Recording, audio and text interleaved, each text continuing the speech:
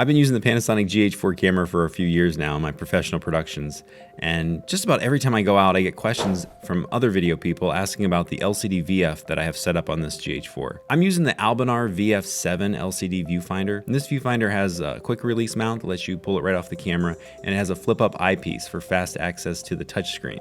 This is my choice setup for shooting handheld video with the GH4. And I know with the micro four thirds cameras, there's an ability to preview the video through the small eyepiece, but in my experience, shooting handheld long form video or shooting outside, the eyepiece is just too small. It's miserable to use. And that's why I like using an external LCD viewfinder like this one. There's no extra batteries, no wires, nothing to deal with, no extra large monitors or anything that attach from the camera. In my opinion, it makes the camera look professional. With all this talk about Panasonic's GH5, I ended up doing some research and I found that the GH5 LCD screen is 3.2 inches, just slightly larger than the 3-inch screen on the GH4. According to the website for the Albinar VF7, it looks like it will still fit on a 3.2-inch screen, so it could work on the GH5. So if you're thinking of getting an LCD viewfinder for your camera, here are some details about what I had to do to get the viewfinder to work with my Panasonic, and what you can expect with the Albinar viewfinder when you order yours for the GH4 or the GH5. First off, when I said this thing fits the GH4, I meant it almost fits. We're gonna need to make a few modifications to get this thing to fit properly and work perfectly. I ordered 2 of these viewfinders and they both showed up with a rattle. The glass optics on the inside seem to be loose, and I don't know if this is how the thing was designed to be, but you can expect yours to show up the same way. So the first thing we're gonna do is secure that glass lens so it doesn't rattle around and make noise while you're shooting. So I took the eyepiece apart, taking note of the little screws, what side was forward and backwards and all that stuff. It's a good idea to document your steps if you're ever going to take apart stuff like this, and if you've never done it before. In fact, these photos are my reference photos for putting this thing back together. Anyway, I mixed some epoxy and carefully glued the glass optic into place around the ring, and I let it cure. After the epoxy cured, I reassembled the optics and made sure everything functioned correctly.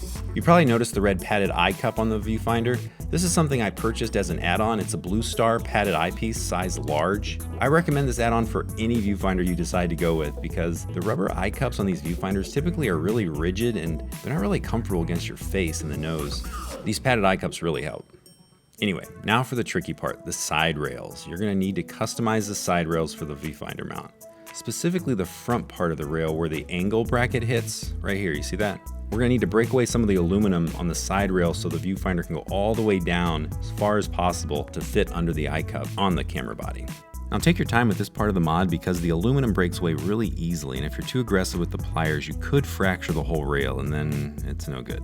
So I removed the rail from the viewfinder body, being careful of the small screws and keeping track of everything. And with a small pair of pliers, I broke away the aluminum on the side rail. You'll need to break away about maybe a ½ inch or so.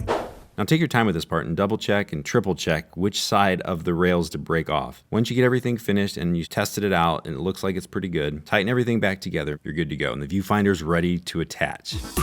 This viewfinder still has some limited view on the LCD screen through the eyepiece. I think it's because of the distance of the diopter from the LCD screen. You can't quite see all the screen at once. So when you look through it, you notice you'll have to kind of move your head around to see all of the details on the screen.